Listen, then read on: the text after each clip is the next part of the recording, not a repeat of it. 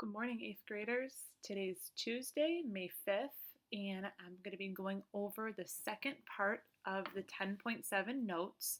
So if you remember on Friday, I believe this was the first page. Let's take a look. Yeah, we learned how to solve, we learned how to solve quadratic equations using the quadratic formula. So it was just simply plugging in the numbers into the formula to solve. Today, it's the same thing. You're going to be completing your 10.7 worksheet, the even numbers, all using that quadratic formula. The only new thing I want to show you today is the example number 2 right here, and this will help you on your homework today for number 53, the word problem. So take a look. It says applying the quadratic formula. So you can use the quadratic formula to solve real world problems. You must decide whether a solution makes sense in the real world situation. For example, a negative value for time would not be a reasonable solution in most situations. So I'm going to explain more in this example here. So a child throws a ball upward with an initial upward velocity of 15 feet per second from a height of 2 feet. If no one catches the ball, after how many seconds will it land? So we're using the vertical motion formula, and this is the formula. H equals negative 16t squared plus vt plus c, where h is equal to 0, v is equal to your velocity, and c is equal to your starting height. So again, we're just kind of plugging in numbers into a formula. So it's pretty easy. It's pretty fun. So, and time is the time to land.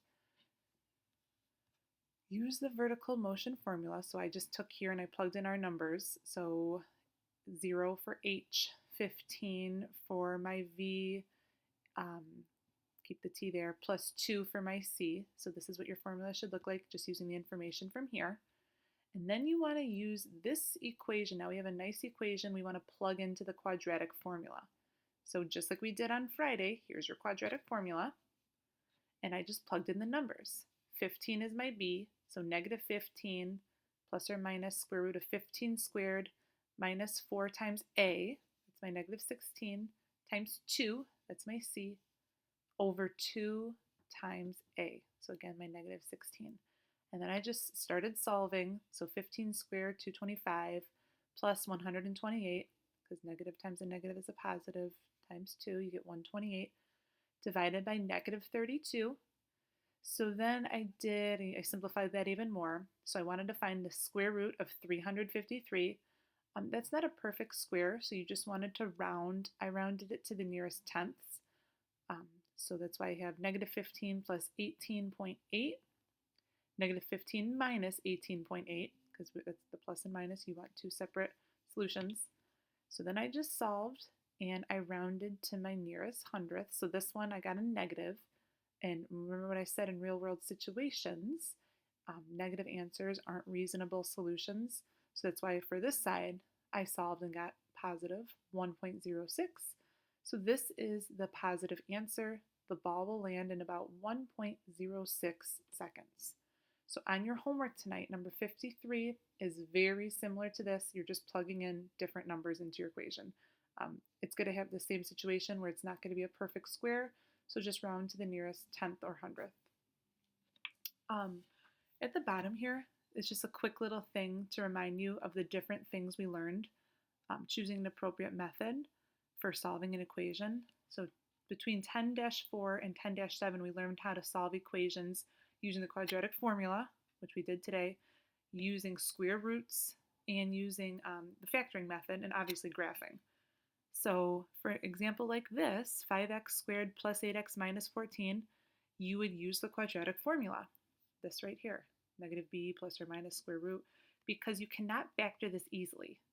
You'd have to do the slide and divide and all that. It's easier just to plug it into the quadratic formula.